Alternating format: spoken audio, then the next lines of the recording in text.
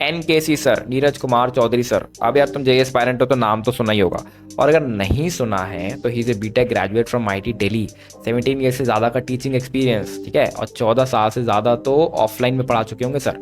And इसके अलावा अन academy platform पर 100 मिलियन अपॉर्चुनिटी कंप्लीट करने वाले फास्टेस्ट एजुकेटर, और मेरे हिसाब से अकेडमी प्लेटफॉर्म पर फिजिक्स के नंबर 1 एजुकेटर। और एक अंदर की बात बताऊँ भाई, रोटेशनल मोशन तुम्हें पढ़ना होना अगर, तो सर से पढ़ना चमक जाएगा बिल्कुल ही। और मुझे यार एक मौका मिला सर के साथ पॉडकास्ट कंडक्ट करने का, तो मैंने भी यार पूरा मौके को अच्छे से ग्रैब करा दोनों हाथों से।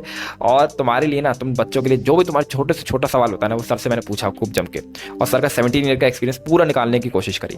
तो वीडियो को एंड तक देखना, लेकिन मुझे मालूम है वीडियो लंबा हो गया होगा, तो अभी तो आलस खा जाओगे। तो अभी तो टाइम स्टैम्प्स लगे हुए हैं, जो सवाल में डाउट हो अभी देख लो, ठीक है। और उसके अलावा क्या करना, रात को जब प्रिपरेशन से कुछ फ्री हो जाओ ना, तो वीडियो जरूर एंड तक देखना। साथ में सर का चैनल चेकआउट करना मत भूलना, सर ने नया चैनल खोला है, वहाँ पर फ्री वीडियोस पढ़ रहे हैं तुम्हारे लिए। पिन कमेंट में लिंक मिल जाएगी और डिस्क्रिप्शन में लिंक मिल जाएगी, वो देख लेना। चलो स्टार्ट कर लेते हैं। तो फाइनली एनकेसी सर हमारे साथ आ चुके हैं। और सर सबसे पहले एक मतलब बहुत क्यूरियस सा क्वेश्चन है, क्योंकि मैंने भी आपसे आपसे मैं पढ़ा हूँ पहले भी अपनी प्रिपरेशन के समय भी। तो मुझे उस समय भी रहता था कि सर कौन कौन सी ऐसी हाई रैंक्स हैं जो आपने सर मेंटर करी हुई है अभी तक, और मतलब कितने बच्चे होंगे लगभग जो आपने आईआईटी के अंदर एडमिशन कराया होगा, आईआईटी एनआईटी के अंदर। अगर मैं अपने पूरे जो ये मेरा टीचिंग करियर है इसके टोटल बच्चे अगर बोलूं कि कितने बच्चों को मैं आईआईटी पहुंचा चुका हूं, तो वो शायद 1000 से भी ज्यादा होंगे। ओके, 1000। हाँ, क्योंकि 17 ईयर्स हो गए हैं मुझे पढ़ाते हुए। जी जी तो जी। बहुत सारे बच्चे जो मुझसे पढ़े हैं आज आईआईटी पास आउट हैं, कुछ आईआईटी में हैं, बहुत सारे इंजीनियर बन चुके हैं, ऑफिसर्स बन चुके हैं, बहुत बच्चे मोर देन थाउजेंड्स होंगे। थाउजेंड्स। लेकिन अगर मैं टॉप 100 में बोलूं तो टॉप 100 में भी बहुत बार रैंक दे चुका हूं मैं, 60-70 टाइम्स रैंक आ चुकी है बच्चों की। टॉप 10 में भी कई बार रैंक देने का मुझे सौभाग्य मिला है। Rank 3, rank 9, rank 10, again rank 9, और रैंक 1 को पढ़ाने का भी मुझे 2 बार मौका मिला है अपने करियर वाह में। तो जो वाह। मैं बहुत बड़ी बात समझता हूँ। तो सर नेक्स्ट क्वेश्चन आपसे कि आपके हिसाब से कौन सी ऐसी गलतियां हैं सर जो जेई के प्रिपरेशन के समय बच्चे करते हैं, जिसकी वजह से सिलेक्शन नहीं होता है, रैंक कम रह जाती है? क्या ऐसी गलतियां होंगी, दो चार गलतियां सर आप आपके एंड से? एक्चुअली संकल्प अगर मैं बच्चों के हिसाब से सोचूं तो ये क्लास टू क्लास डिफर करता है। जैसे 12th के बच्चे हैं, 11th के बच्चे हैं, और 12th पास आउट जिनको ड्रॉपर बोलते हैं वो बच्चे हैं। गलतियां जनरली क्या होती है कि जो तीनों सब्जेक्ट को बच्चे इक्वल वेटेज नहीं देते जनरली। हाँ सर ये छोटे बच्चे होते हैं, समझ थोड़ी कम होती है, किसी सब्जेक्ट में इंटरेस्ट उनका ज्यादा होता है तो पूरा टाइम उसी को पढ़ते हैं। और कोई सब्जेक्ट अगर उनका वीक होता है, उसके कारण बहुत होते हैं, कभी टीचर ठीक नहीं मिलता है, ठीक है ना, और कभी उस सब्जेक्ट में इंटरेस्ट भी कम रहता है, उसको वो थोड़ा कम पढ़ते हैं। तो मेजर सबसे बड़ी गलती तो यही रहती है कि एक सब्जेक्ट कोई सा वीक छूट जाता है। हम्म, दूसरी गलती ये भी रहती है कि बच्चे कैलकुलेशन को बहुत मतलब अवॉइड करते हैं, बस थ्योरी पढ़ते हैं, हम्म, नोट्स पढ़ते हैं, हम्म, न्यूमेरिकल्स नहीं करने की कोशिश करते, प्रॉब्लम सॉल्विंग करने की कोशिश नहीं करते, जिससे वो इनफ पढ़ लेते हैं, टाइम खूब कंज्यूम हो जाता है उनका, पर उतना रिजल्ट नहीं आ पाता। अच्छा सर, आपसे नेक्स्ट क्वेश्चन है कि अगर आप खुद एक एस्पायरेंट होते जेई के और आपको जेई 23 का एग्जाम देना होता, तो क्या ऐसी स्ट्रैटेजी थी या क्या चीज़ें थी सर जो आप फॉलो करते हैं, क्या चीज़ नहीं करते? तो वो सर मैं आपके एंड से जानना चाहूंगा, क्या आपका पर्सपेक्टिव है सर? देखिए, जैसा कि मैं एक फिजिक्स एजुकेटर हूं, तो मैं फिजिक्स के बारे में ही आपको पूरी डीप वाली बातें बता सकता हूँ कि जी। फिजिक्स में क्या करना चाहिए था। तो अगर फिजिक्स की तैयारी मैं परफेक्ट करना चाहता हूँ अपनी, ठीक है, तो मुझे सर्टेन बुक्स हैं, उनमें से कुछ बुक्स कंप्लीट करनी होती है, कुछ बुक्स में से सेलेक्टेड पढ़ना होता है, ठीक है ना। और देखिए फिजिक्स क्या है, फिजिक्स है कैलकुलेशन प्लस कॉन्सेप्ट्स।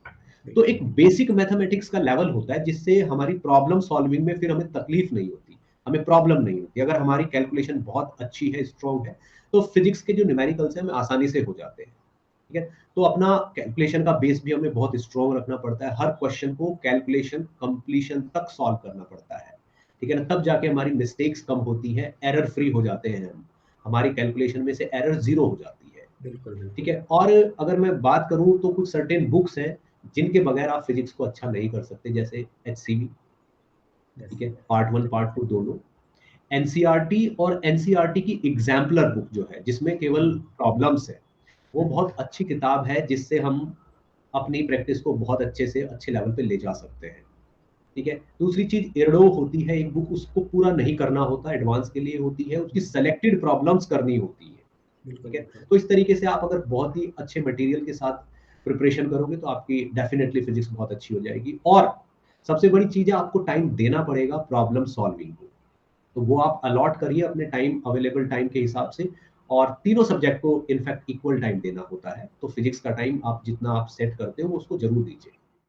तो सर नेक्स्ट क्वेश्चन आपसे ये है कि मतलब मेरे को भी जानने की इच्छा थी कि आपका क्या पर्सपेक्टिव है इस पे, कि ऑनलाइन एजुकेशन और ऑफलाइन एजुकेशन, तो इसमें स्टूडेंट के पर्सपेक्टिव से और टीचर के पर्सपेक्टिव से कौन सा बेटर है? मतलब स्टूडेंट्स को किसमें ज़्यादा मज़ा आता है, किसमें आराम से वो चीज़ें सीख सकते हैं, और टीचर के लिए क्या कंफर्टेबल रहता है सिखाने में? तो ये आपके से जानना चाहता था मैं। एक्चुअली ये सवाल ना आजकल स्टूडेंट्स के लिए बहुत इंपॉर्टेंस रखता है बहुत इंपॉर्टेंट कि सवाल है। ऑफलाइन अच्छा है या ऑनलाइन अच्छा है, ठीक है ना। और एक टीचर के हिसाब से, ठीक है ना, दोनों ऑलमोस्ट बराबर है।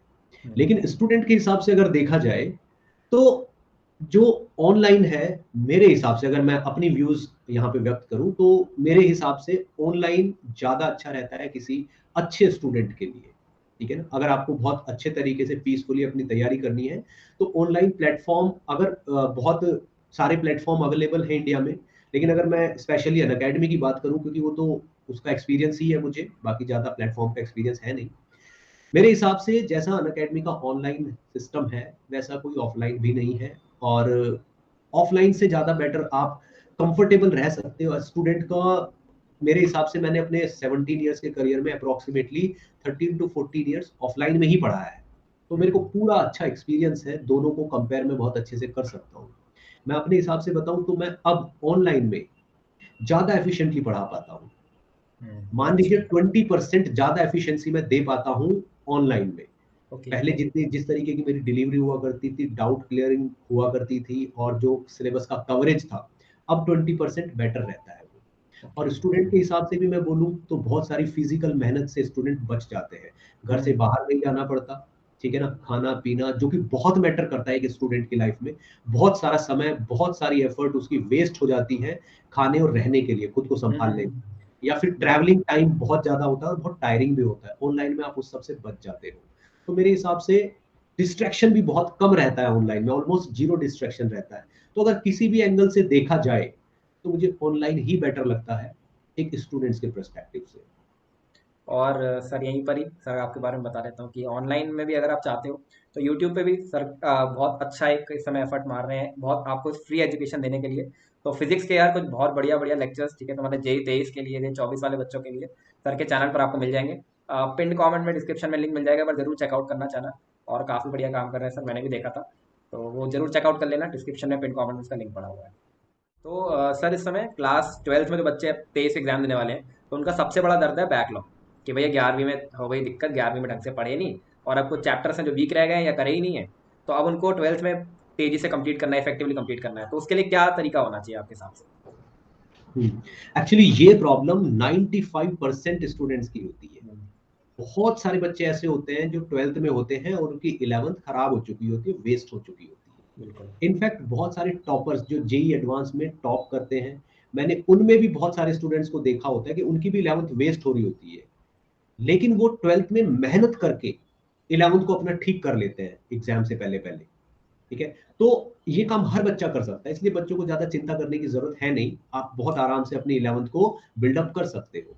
उसके लिए क्या होता है कि जब आप 12th में पढ़ाई शुरू करते हो तब तक आपको पता चल चुका होता है कि आपकी 11th वेस्ट हो चुकी है। तो आप तभी से डे वन से ही 80-20 के रेशियो में अपने टाइम को बांट लीजिए, 20% टाइम आप 11th को दीजिए, 80% आप 12th को दीजिए, तो बहुत स्मूथली 11th आपकी बिल्डअप हो जाएगी। और अगर ऐसा नहीं हो पा रहा है तो आप 12th खत्म करने के बाद भी 1 या 2 महीने 11th पे काम करके उसको वापस से बहुत बढ़िया से बिल्डअप कर सकते हो। बहुत सारे बच्चे ऐसा करते हैं। इनफैक्ट मैंने अपने चैनल पे भी स्पेशली उन बच्चों के लिए जिनकी 11th वेस्ट हो चुकी है एक कोर्स स्टार्ट किया हुआ है सिंप्लीफाइड मैकेनिक्स के नाम से, जिसमें मैं 11th के ऑलमोस्ट सारे कॉन्सेप्ट बताऊंगा।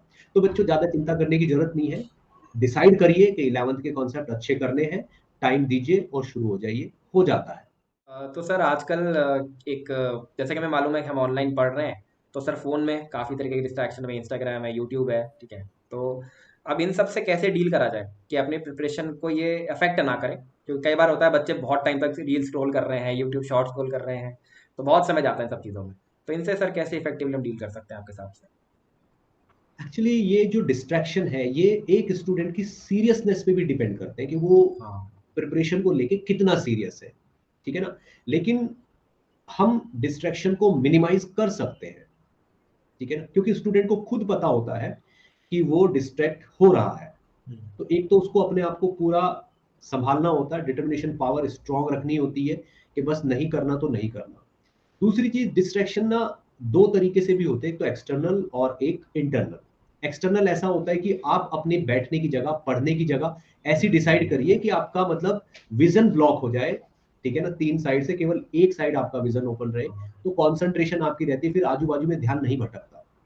दूसरी चीज इंटरनली है कि आपको खुद को कंट्रोल करना पड़ेगा कि नहीं, मुझे एक ही विंडो पे अपनी क्लास देखनी है, साइड में दूसरी विंडो ओपन नहीं करनी, ये गलत है। तो ऐसा कह के भी आप खुद को समझा सकते हो। दूसरी चीज, ये डिस्ट्रैक्शन एकदम जीरो भी हो जाता है अगर आप अच्छे से मोटिवेटेड हो तो। बिल्कुल बिल्कुल। अगर आप सीरियस हो, आप थोड़ा सा अपने पेरेंट्स से बात करिए, ठीक है ना, कल क्या करना है उसको आज ही प्लान करिए, और कितना करना है अगर आज आपने उसकी प्लान बना ली तो कल आप मिनिमम डिस्ट्रैक्शन के साथ उसको कवर करोगे। तो मेरे हिसाब से पहले से प्लान करना और अपने पेरेंट्स से बात करना, थोड़ा थोड़ा उनके साथ आप शेयर करिए कि मम्मी मैंने आज ये पढ़ा है, पापा मैंने आज ये पढ़ा है, मेरे मार्क्स इतने आ रहे हैं, ऐसे आ रहे हैं। तो उससे क्या एक इंटरनल मोटिवेशन बना रहता है और हम डिस्ट्रैक्शन को बहुत इजीली कंट्रोल कर सकते हैं। और दूसरी, प्लान बना के अगर आप काम करोगे तो आपको पता है कि मुझे इतना काम करना है, अगर मैंने ये नहीं किया तो मैं आज का टारगेट पूरा नहीं कर पाऊंगा। तो टारगेट सेट करके भी आप डिस्ट्रैक्शन को कम कर सकते हैं। हाँ सर, तो जब मैं क्लास 12th में था तो मेरे फिजिक्स में काफ़ी कम नंबर आए थे जेईई मेंस के अंदर। उसका दिक्कत ये नहीं थी कि कंसेप्ट नहीं बने हुए हैं, कंसेप्ट थे ठीक ठाक बने हुए, ऑफलाइन में मैं पढ़ा था तो कॉन्सेप्ट ठीक थे। लेकिन दिक्कत क्या होती थी, एक्यूरेसी। मतलब हम सवाल को शुरू कर रहे हैं, हमें मालूम है ये चीज़ लगी है, लेकिन अंत में आंसर गलत आ रहा है, या फिर हम्म। कैलकुलेशन में कहीं मिस्टेक हो जा रही है। तो इसको, एक्यूरेसी को हम कैसे इंप्रूव कर सकते हैं? तो इसके ऊपर सर आपके क्या व्यू है?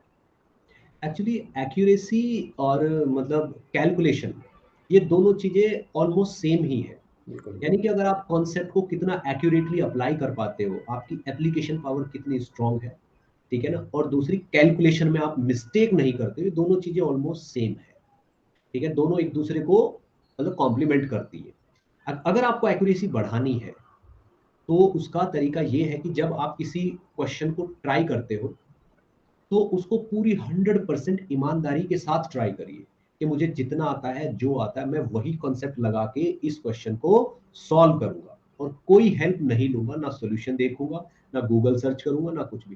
पूरा प्योर जितना मुझसे आता है पहले मैं उससे ट्राई कर लूंगा, ठीक है ना। उसके बाद सेकंड ट्राई भी आपको ईमानदारी के साथ ही देनी होती है, और थर्ड ट्राई में आप हेल्प ले सकते हो, सॉल्यूशन देख सकते हो, कुछ भी कर सकते हो। तो इससे एक्यूरेसी काफी बढ़ जाती है, आपको अपनी कमियां भी पता चल जाती है। और जब आप खुद से ट्राई करते हो और फिर उसके बाद सॉल्यूशन देखते हो तो आपको एकदम पॉइंट टू पॉइंट पता चल जाता है कि मुझ में क्या कमी थी, मैं कहाँ गलत सोच रहा था, मैं ज्यादा सोच लेता हूँ, ठीक है ना, या मैं ये सोच रहा था क्वेश्चन तो ऐसे होना है। तो उससे क्या एकदम आपका फोकस बहुत फोकस। प्रिसाइज हो जाता है।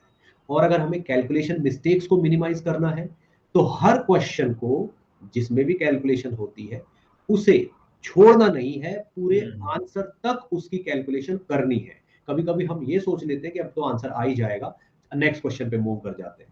ऐसा नहीं करना है, जब तक आंसर पूरा परफेक्टली मैच नहीं हो जाता तब तक आप उसकी कैलकुलेशन करिए। उससे कैलकुलेशन आपकी बहुत स्ट्रांग हो जाएगी और ईमानदारी से ट्राई करने से आपकी एक्यूरेसी भी परफेक्ट हो जाएगी।